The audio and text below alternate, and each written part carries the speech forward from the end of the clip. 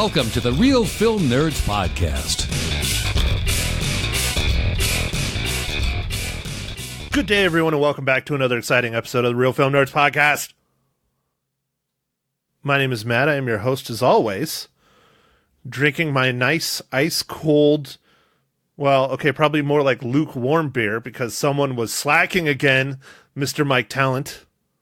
Hey, man, sometimes the talent's busy.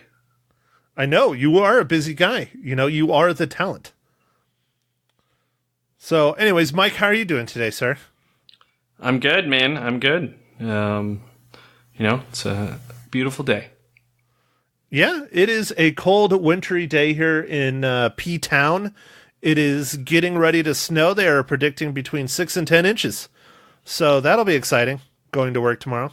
Oh, yeah, 6 and 10 inches, man. Is that what she said? That is definitely what she said. It's at least 6 to 10 inches long. I mean, yes. All right. So Matt, what are you drinking? You already said, You don't even. No, I didn't say shit. I just said I was drinking a beer. But you didn't even have like a good segue. Come on, Mike. If you're going to take on this section, you got to have a better segue than, what are you drinking? Come on. All right. Remember, you are the talent.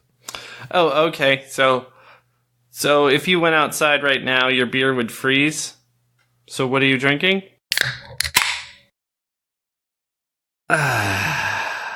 Dude, I definitely could leave my beer outside and it would stay the same temperature. That's for sure. All right. I don't know, man. I blew it. I blew it. You know, talent, you'll have to work on it. You'll get there. But you need to work on it a little bit there, sir. All right. So on Friday night? No, it wasn't Friday night. Shit, I don't remember. Sometime last week, Mr. Mile High Show called me up when I was getting ready to leave work, and he said, "Hey, what are you doing? I'm downtown. I want to go get some dinner." I was like, okay, sounds like a good plan. So we went over to one of my favorite spots in town, which next time you are over here in the West Coast, Mr. Talent, I'm going to take you there. It's the Park Plaza Liquor Deli. Oh, Liquor Deli. Sounds good. Oh, yeah, dude. I love that place, man. Especially on Sundays. Sundays, it's 50% off draft beers. Oh, it's the best. But anyways, while I was there, I was like, you know what? I need to get something a little different because I know Mike keeps coming up with all these crazy-ass freaking IPAs. So I need to get a beer that is not Miller High Life and that it is not Kilt Lifter. And so I picked up a beer that just caught my eye. I looked for a while trying to find something cool, something that I don't think you've ever seen, but I bet you probably have seen it because you're an alcoholic. I mean, you like to drink beer. Yeah, I'm a craft beer nerd, to say the least. So, Mike, have you ever heard of the 21st Amendment Brewery? I have. All right. Well, I picked up one of their beers. The 21st Amendment Brewery is based out of San Francisco, California. And this beer, just the can, caught me. The beer is known as El Sully. And what I love about it is on the bottom of it, it says, Hecho in America. It is a That's really funny. Yeah, it is. It's hilarious. It's a Mexican style lager that is brewed by an American brewery in San Francisco. And nice. It's not bad. It's kind of like, it's not like I don't think it's a dark beer. It's not as light as like a Dos Equis or a Corona.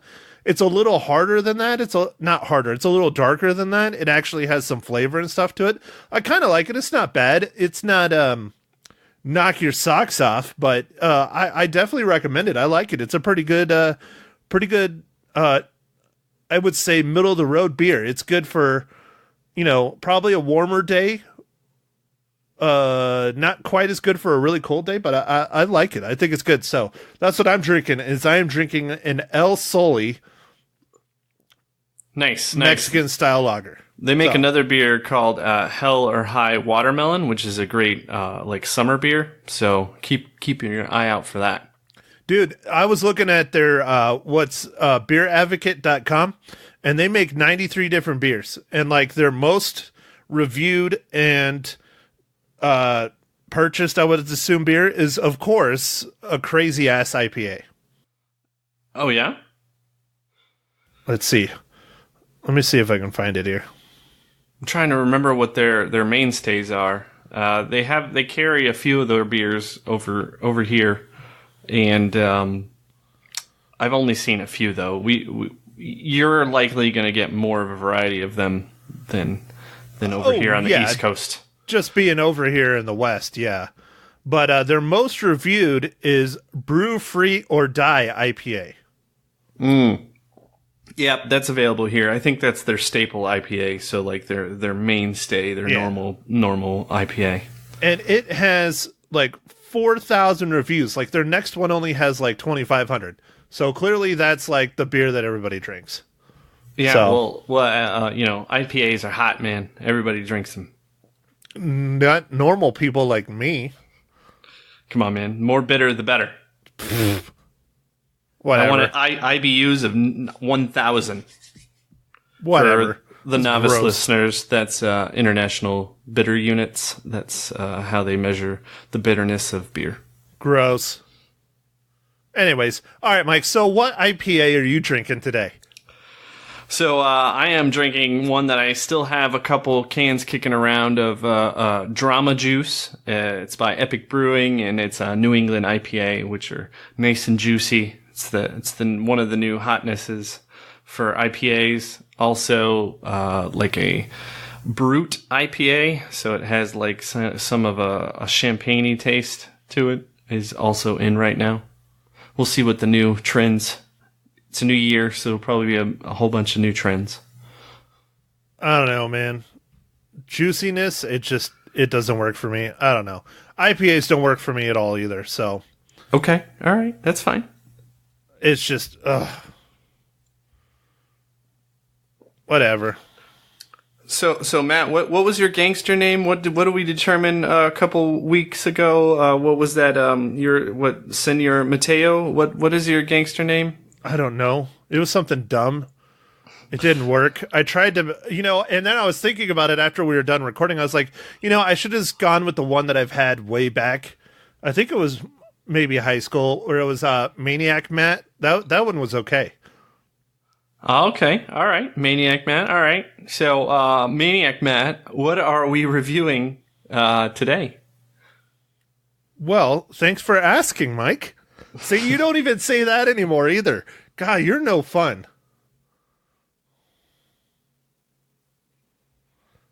Are you still there? Did you just hang up? No, okay. Dude, all right. I'm still here. I was waiting for you. I was waiting. You're not going to defend yourself for being no fun? No, I was just gonna let it roll, man. I was just gonna let it roll. So the shit rolling downhill, huh? Yeah. Well, when I don't have anything, I'm just quiet. So. All right, so Mike, here you go. I do not stand by in the presence of evil. That is a quote from our latest film that we went and saw on Thursday. Well, I went and saw it on Thursday. I don't know when the hell you saw it. I saw it on Thursday because I was smart and didn't go to the 7 o'clock. I went to the 9:20, 9:50 on Valentine's Day by myself. Was there anybody in there? Yes, there was. It was all couples, and they were all making out, and they were making out so loud. Really? I was like, I'm trying to watch a movie here, damn it. Yeah, that's weird. Okay. Anyways, you would think, you go to a hardcore action movie like Alita Battle Angel, and you wouldn't be making out. You'd be paying attention to the movie, but whatever. To each their own. I did cry halfway through the movie, but that wasn't because of the movie. That was just because I was alone. It is what it is. Oh, so your International Singles Awareness Day was ruined by all the face hugging going on? Face hugging, I guess. Dude. Yeah, making out, whatever. It's Yeah. like face hugging, right? No, I think it's a little dirtier than face hugging. Oh. But Okay. hey, whatever. To each their own. All right, so Mike, let's get this ball rolling. Go ahead, give us the rundown of Alita, Battle Angel. All right. So this movie was directed by Robert Rodriguez. The writers are James Cameron, Lita Killigridis. I'm sure I messed that up. Robert Rodriguez and Yokito Kirsho. I'm sure I messed that up too. No, I'm sure you nailed that one. All right, so it's starring Rosa Salazar, Christopher Waltz, Jennifer Connelly, Mahershala Ali, Ed Skrein, and the summary of this movie is Alita is a creation from an age of disrepair, found by the mysterious Dr. Ido. While trolling for cyborg parts, Alita becomes a lethal, dangerous being. She cannot remember who she is or where she came from, but to Dr. Ido, the truth is all too clear. She is the one being who can break the cycle of death and destruction left behind by the Typhoons. But to accomplish her true purpose, she must fight and kill. And that is where Alita's true significance comes to bear. She is an angel from heaven. She is an angel of death. Damn, dude, that was a hell of a description. That's not the one I see. Well, there's another one, but it was really short. It was like a deactivated female cyborg is revived, but cannot remember anything of her past life, and goes on a quest to find out who she is. Yeah, that's the one I see. It's literally like a sentence. But anyways, no, that was a good description. It was much better. So, Mike, I will go ahead and start with you since you are not a hardcore nerd like me, other than when it comes to IPAs. What did you think of Alita Battle Angel? So I like this movie. It's a pretty good story. It was a little bit fast on some of the romance stuff, but I think it's because the movie can only be so long. But other than that, I like the fighting. The fighting was cool. The visuals were pretty cool. The Alita character herself, which is entirely CGI, sometimes was a little distracting. But all the other what they call cyborgs in the movie, with all the robots and human faces and stuff, were awesome. I don't know. It looks like I stayed for the credits to see if there's anybody recognized for special effects, and Weta was involved. The guys from New Zealand who helped make Lord of the Rings special effects what they were, and they've done many other things, but. Yeah, that stuff was really cool. I thought all the robot stuff was cool, and the background visuals of this. What did they call it? The Metal City, or was that what it was called? Iron City. Iron City. Yeah, I thought it was pretty cool. I liked the movie. Yeah. Now, what I've been telling people, because I'm getting a lot of questions from the two people I know. Oh, man, sweet. So that's like half of our listeners. Yeah, it is. It's pretty close. Should I go see this movie? Was this movie good? And I say depends. Because the critics seem to be either they hate this movie or they love this movie. And after watching it, I can understand why some of the critics hate it and why some of the critics love it. This is a full-on, hardcore, nerd action anime manga movie. And if you're not into that kind of stuff, you're just flat out not going to like it. You're just not. There's no way to dress it up and make everyone love it. And so I say if you are into that kind of stuff, if you're into action, if you are into the anime and manga, and not even like a lot, just a little bit. If you even have ever sat down and watched an anime and you enjoyed it, you will enjoy Alita Battle Angel because it is fantastic. I really, really, really liked it. I took a whole class when I was in college on anime and manga. I'm not a super huge fan of the mediums, but I have read a handful of mangas in my day. I have watched a handful of animes that I've really enjoyed. after seeing Alita, I really would like to read the manga. I have not read the manga. People that I've talked to or listened or read reviews on that have read the manga say this is like one of the closest live action movies ever made to the feeling and story of the actual manga itself. And so that really makes me want to sit down and read it and compare it to the movie. I might wait because clearly there are at least one sequel coming, possibly two. We'll see. According to, I think, the Wikipedia page for the manga, this movie is a combination of the first two volumes. The majority of the first volume of the manga is just the world building and the building of Alita and her coming into prominence. The other thing is the motorball, which you see that in the trailers, so I'm not spoiling anything on that. But the second volume of the manga mostly deals with the motorball and it coming out and things like that.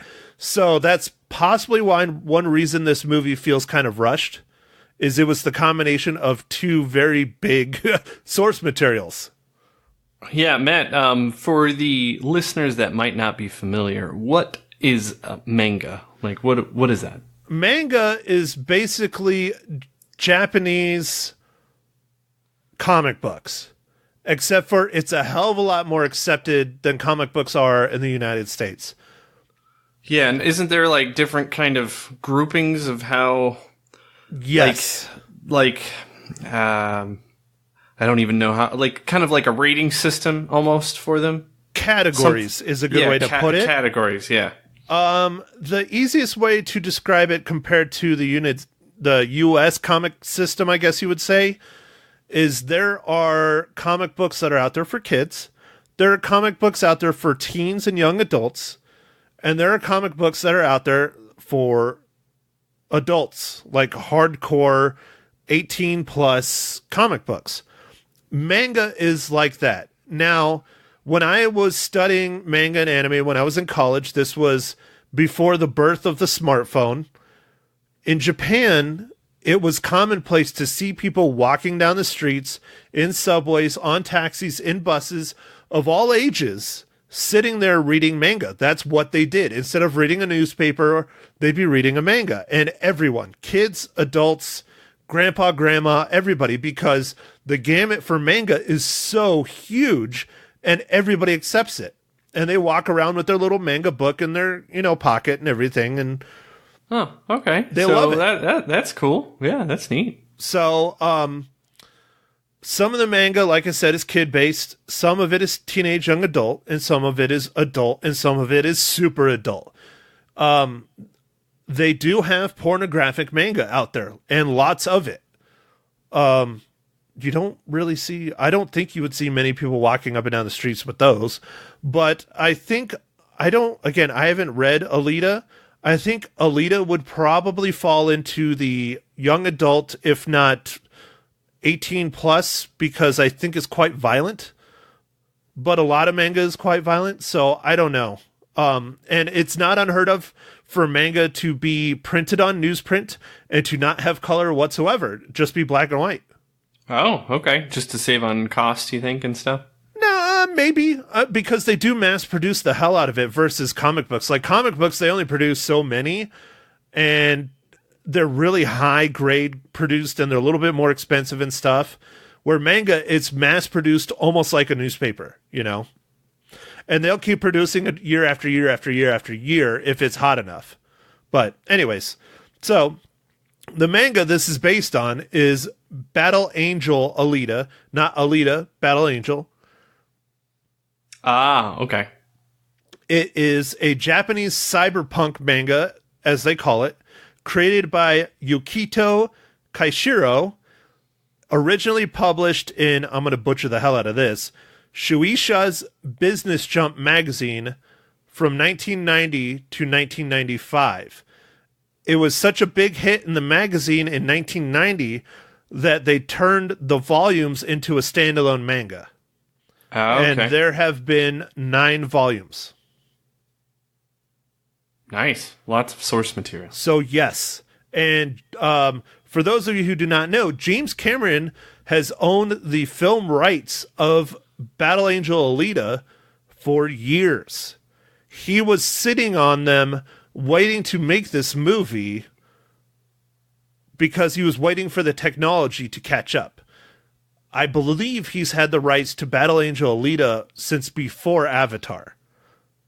Wow. Yeah. But he wanted to wait. He wanted to wait because he wanted to do it justice. That's awesome.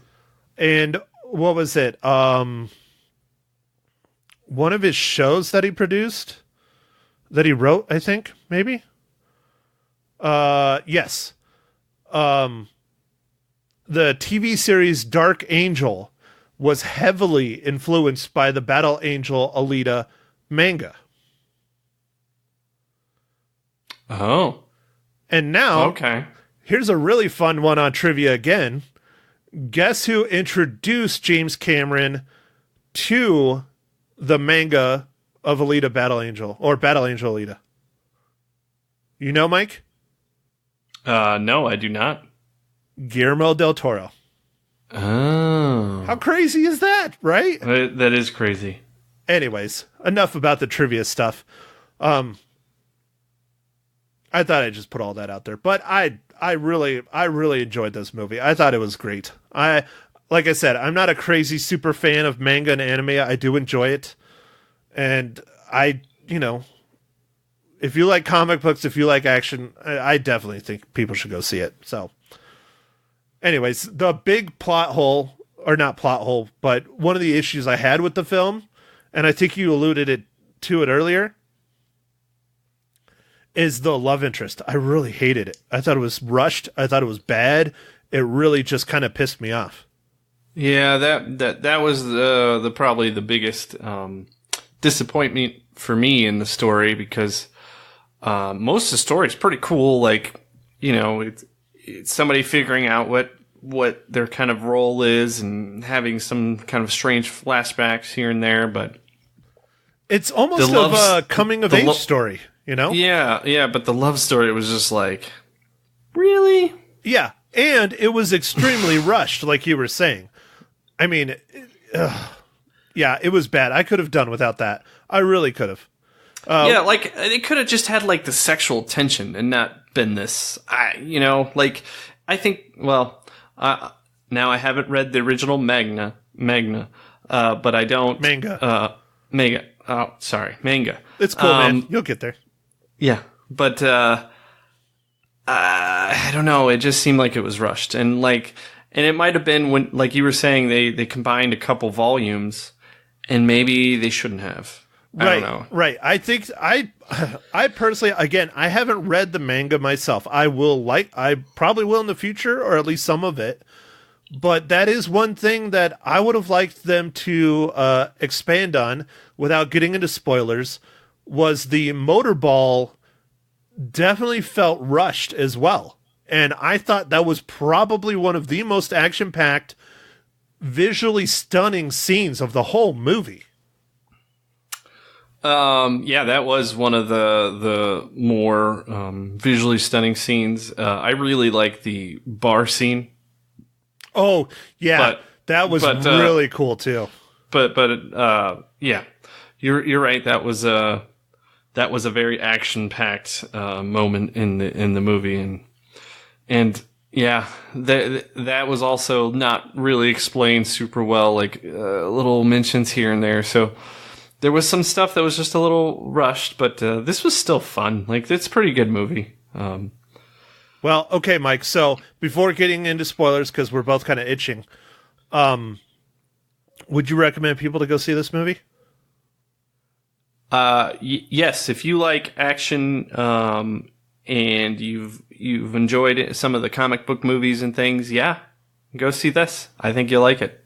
I agree. I think this is one that if you can afford to see it in IMAX or on a really big screen, really pretty, or you even have one, I definitely think you would really enjoy it. This, I think, would be worth it. Now, one question I have is, I almost kind of want to go see it in 3D because I've heard it's just incredible in 3D. I've only ever seen one movie in 3D, and I won't lie, I was kind of disappointed. And it was the first one that they pushed down everybody's throat to go see it in 3D, also done by Mr. James Cameron, was Avatar. Ah, Dances with Wolves with blue people. Dancing with Smurfs, yep. Yeah, Dancing with Smurfs, yeah. That's even better. That's the only movie in the modern era, I guess, of 3D that I've seen. I guess you would say modern era of 3D, yeah. So I kind of like I said, I'm kind of interested to see this one in 3D, but I don't know. There's so many other movies out there in this world that I should be spending my time on watching instead of seeing this again. But I wouldn't hate watching this movie again. I probably would enjoy it because I really did like it. I thought it was great. I think you should go see it. If you're into the comic book stuff, you're into the summer blockbuster popcorn flicks, I think this is a popcorn flick in February. I think it's great. Yeah. It would probably have been released in April, but with all the stuff like Marvel, what Captain Marvel comes out in March, and then there's this Infinity War, or no, not Infinity War, Avengers Endgame is coming out. Infinity War Part 2. I don't know if you know this, Mike, but Alita was supposed to originally be released, I think, last summer, but it got pushed back. Really? To December. And then in December, everybody saw all the movies that were coming out in December, like Aquaman and all the other big popcorn flicks, and they decided to push it back even farther just based on all the big movies that were coming out in December. Okay. So it makes a little bit more sense when you think of it that way, that it was going to be a summer blockbuster popcorn flick. But remember, December, we got Bumblebee and Aquaman. I'm trying to think what other big action films we got in December. Anyways, there was more than one, is what I'm saying. And they did not want to compete against it. Yeah. So anyways, speaking of giant summer blockbuster films, Michael, how does Alita Battle Angel relate to the Marvel Cinematic Universe?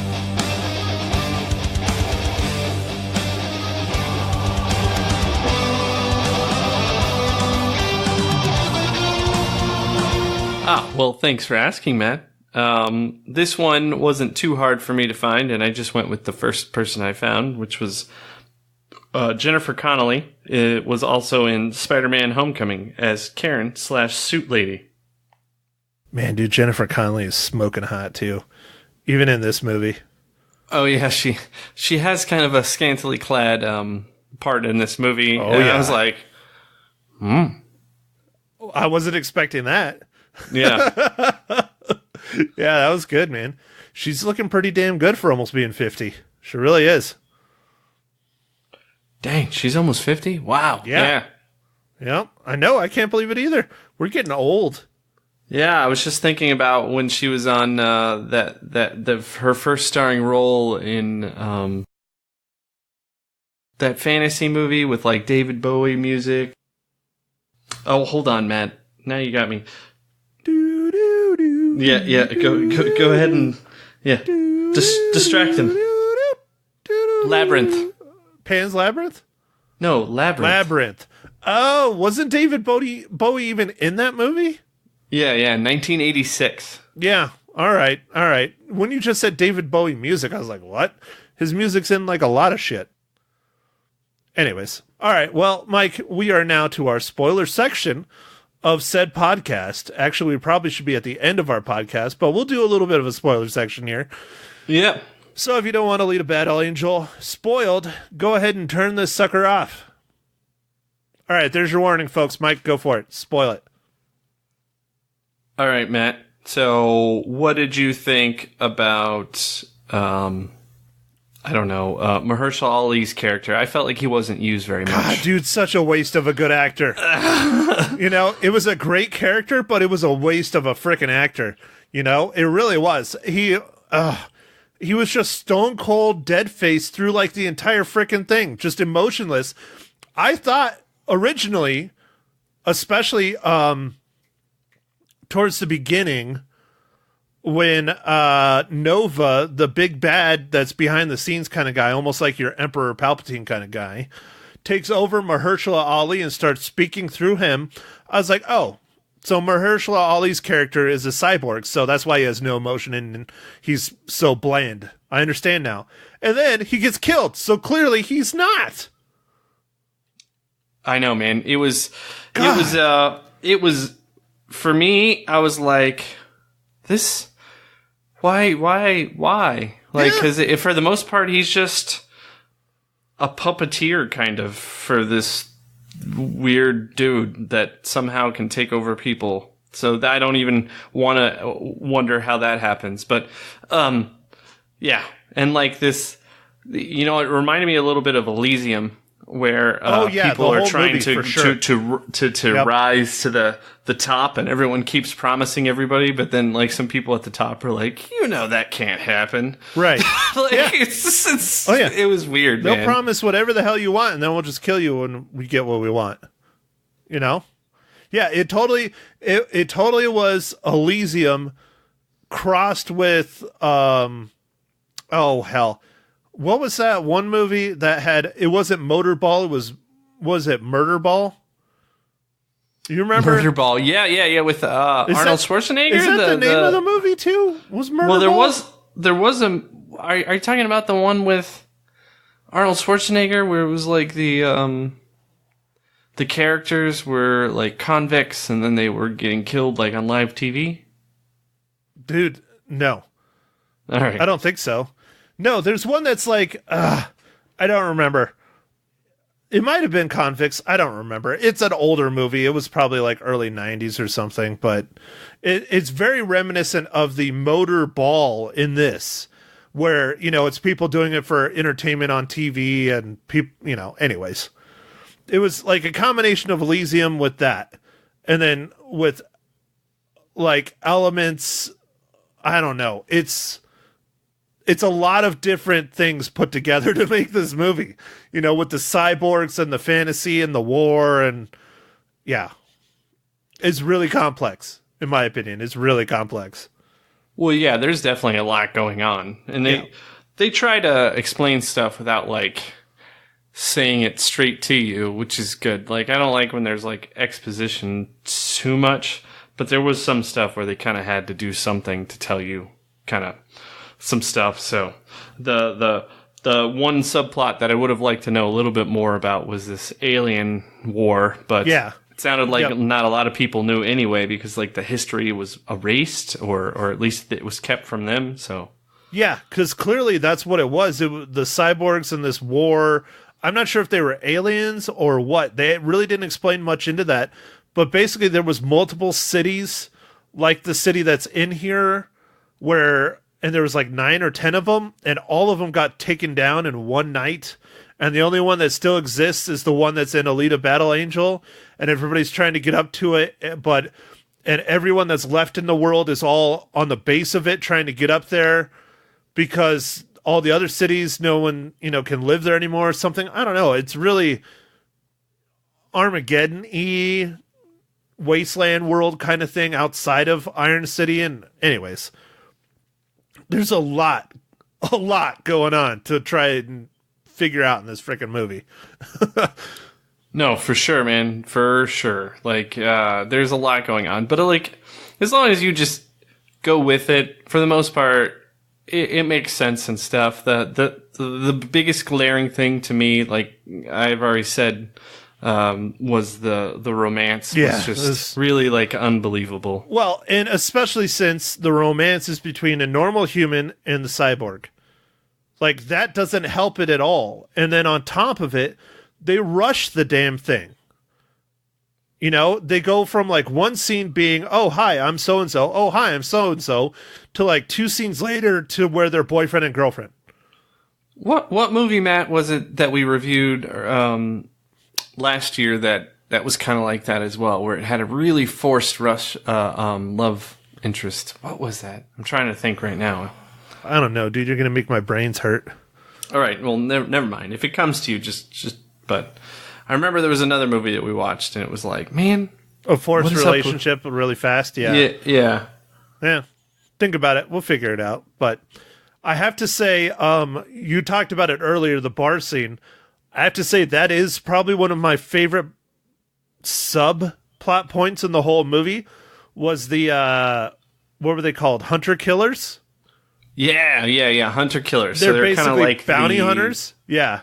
Yeah, but they kill people. So like They they're kill cooler. people and cyborgs and all that other stuff because there's no law enforcement and there's no real government. The only thing that really exists are these factories that feed the floating city, which I forgot what its name is. It's something weird like Zelm or something Z. Yeah, it's something really weird. Anyways, so these factories are the ones that hire hunter killers to collect on bounties of people that have kind of wronged the factory or that killed people or stolen from them or whatever. And so they put out bounties. The hunter killers go take the bounty and go and try and collect on it. And the hunter killers were freaking awesome, dude. They were really good. I really liked them. You know, a lot of them were cyborgs. Some of them were half cyborg, half human. Yeah, they were really cool. And how they did it was really neat. And how they did the cyborgs and like the different looks and things on the cyborgs and their different abilities or ways that they fought. Like one of the dudes had a pack of cybernetic dogs that he let loose. I thought that was just really cool. Yeah. Matt, I think the other forced movie that didn't need to have the love story was The Meg. Was it the love story between the shark and Jason the water? Statham's character and the other starring leading? Yeah. Episode 38 for anyone who cares. Yeah, dude, that was bad. That was rushed too. Yeah. But anyways, those hunter killers, man, that shit was just really cool, really neat. Yeah, I really thought the special effects for all of the like people, like I guess I don't know, I guess the cyborgs, dude, were really well done, like really cool, like it looked real. Yeah, like I don't know how the heck they did that. It looked really, really good, and like I was saying, they all kind of were unique too in their own way. Even Christoph Waltz's character, Dr. Ito, he was a hunter killer. Spoiler alert again. He was a hunter killer in his own right to earn money to keep his business going. And the weapon that he had was freaking awesome. It was really cool. I really liked it. Like a jet engine attached to it to tear things apart. It was cool. Yeah, he had like this giant hammer with like a jet engine that would make it speed up and slam into whatever the hell he was hitting with the hammer. I mean, it's totally anime, dude. Totally anime manga. And they're unabashful the whole time. It's just, I loved it. I thought it was great. Yeah, that was cool.